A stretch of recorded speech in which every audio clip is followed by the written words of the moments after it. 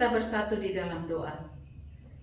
Ya Allah Bapa yang kami kenal, di dalam nama anak-Mu Tuhan Yesus Kristus, puji dan syukur kami panjatkan ke hadapan-Mu pada pagi hari ini, di mana kami akan memulai aktivitas kami pada hari ini.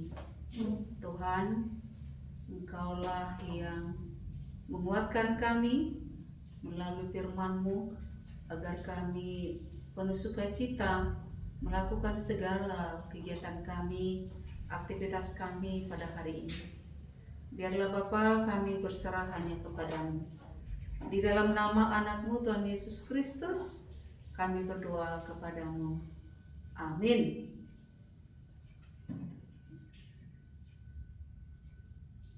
Shalom.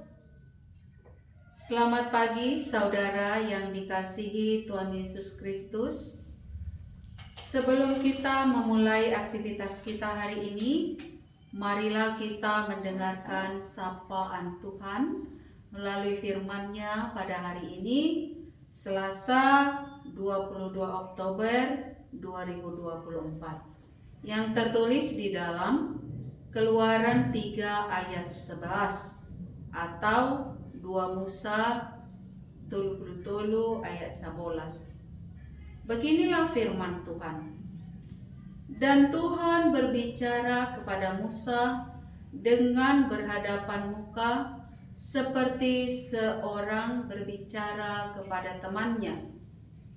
Kemudian kembalilah ia ke perkemahan, tetapi abdinya Yosua bin Nun, seorang yang masih muda, tidaklah meninggalkan kemah itu. Dungi makatai majahoba dohot si Musa aduk buhibe songon sada bawa nama katai dohot alea-lena. Dungi mula masih Musa tu parsarwani alai anggo parhaladona Joshua anak ninun doli-doli dan morot sian tonga-tonga ni udung-udungi. Demikianlah firman Tuhan. Topik kedekatan dan penyertaan Allah. Saudara yang terkasih di dalam nama Tuhan kita Yesus Kristus, kita akan memahami apa itu kedekatan atau hubungan baik dengan Allah dan juga penyertaan Allah.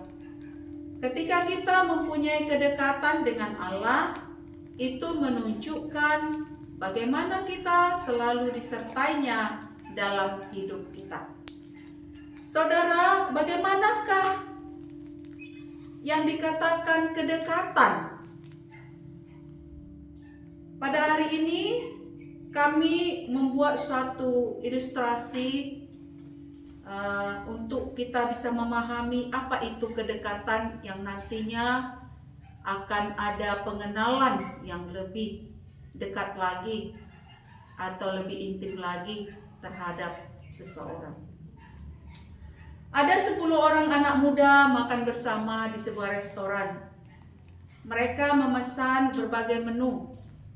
Ketika hendak memesan lauk pauk, salah seorang atau kita sebut saja si A berkata, "Saya mau makan seafood yang banyak."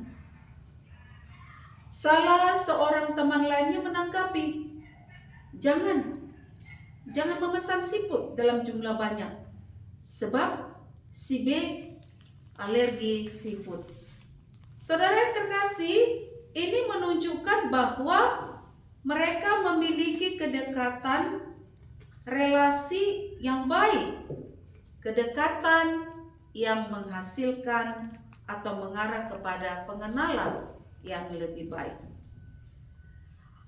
Allah dan Musa berbicara muka dengan muka, selayaknya sepasang sahabat. Mengapa Musa menemukan sukacita dengan Allah? Tentu saja saudara, bukan karena Musa sempurna, penuh karunia dan berkuasa, tetapi karena Allah memilih Musa dan Musa bergantung kepada Allah dengan sepenuh hati. Musa bergantung pada arahan Allah dan hikmat Allah. Persahabatan dengan Allah adalah hal istimewa bagi Musa. Hal seperti ini tidak mungkin dilakukan oleh orang Yahudi biasa. Tetapi zaman sekarang, setiap orang bisa seperti Musa. Sebab kita hidup dalam masa di mana Allah telah menyatakan dirinya di dalam Yesus Kristus. Yesus sendiri menyebut kita adalah sahabat. Kita boleh membaca dalam buku Yohanes 15 ayat 15, saudara-saudara. Apakah kita mau memiliki relasi yang dekat dan dalam dengan Tuhan? Sedekat apakah hubungan kita dengan Tuhan, saudara-saudara? Seorang hamba Tuhan pernah mengatakan bahwa tugas pertama kita bukanlah melakukan sesuatu bagi sang raja, melainkan duduk, diam bersama sang raja. Itulah kedekatan. Lalu apakah penyertaan Allah? Saudara-saudara yang terkasih, penyertaan Allah melalui nats ini kita bisa melihat Musa datang dan ingin berbicara dengan Allah. Alkitab melukiskan relasi antara mereka sangat menarik. Musa berbicara kepada Allah seperti seorang berbicara kepada temannya. Musa mengajukan beberapa keberatan terhadap rencana Allah itu. Dengan berani dan rendah hati, Musa mengutarakan isi hatinya, mengatakan, "Jika engkau sendiri tidak membimbing kami, janganlah suruh kami berangkat dari sini," kata Musa. Saudara yang terkasih, respon Musa sangat menarik. Ia tidak bisa berjalan tanpa Allah. Ia merasa tidak mampu kalau Allah tak ikut serta. Itu sebuah indikasi bahwa Musa sangat bergantung kepada Allah, bergantung kepada Tuhannya. Tanpa Allah, Musa adalah manusia biasa yang lemah. Lebih baik Musa diam daripada harus melangkah tanpa dia. Saudara yang terkasih, dari pengalaman Musa, kita bisa belajar satu hal paling penting dalam kerangka spiritual. Prinsip itu adalah betapa pentingnya penyertaan Allah dalam setiap aktivitas kita. Sebelum memulai pekerjaan apapun, kita harus memastikan bahwa Allah beserta kita. Jika ada sedikit keraguan bahwa Allah meninggalkan kita, kita layak meniru Musa, yaitu berdiam diri dan memohon agar Allah menyertai di dalam perjalanannya. Saudara yang terkasih, jika ada sedikit keraguan bahwa Allah meninggalkan kita, kita layak meniru Musa, yaitu yang selalu berdiam diri dan memohon agar Allah menyertai kita. Kalau Allah enggan hadir dalam pekerjaan, itu mengindikasikan hal berikut, saudara yang terkasih. Yang pertama, kita membuat Allah murka. Yang kedua, Allah tidak merestui pekerjaan itu. Untuk mendeteksi ini, kita pun harus meniru Musa juga, yaitu bergaul karib dengan Allah. Kita harus akrab berbicara dengan Allah, seperti berbicara kepada sahabat, relasi yang akrab, dan menajamkan kepekaan kita mendengar suaranya. Dari keterangan itu, saudara yang terkasih, kita sudah paham apa itu kedekatan atau hubungan dengan Allah yang membawa penyertaan kepada kita.